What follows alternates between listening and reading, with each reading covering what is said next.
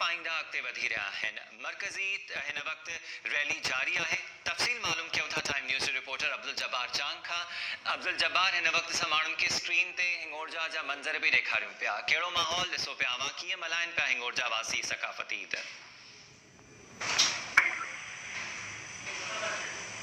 जी अब्दुल जब्बार, आगाह कजो, हिंगोरजा में कहिड़ा मंज़र ॾिसो पिया?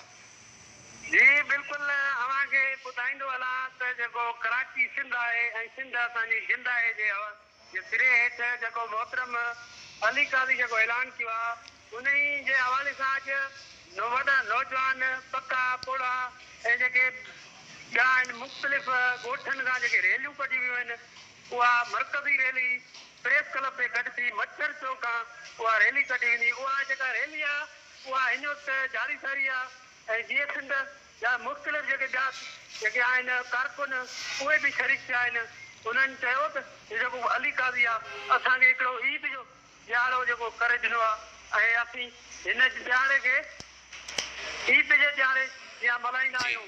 जी महिरबानी अवां जी जब्बार चांग। हिंगोरजा में भी माण्हू हिन वक़्तु रैली जी सूरत में ॿाहिरि निकिता आहिनि, धरतीअ सां मोहब्बत जो इज़हार कयो पियो वञे।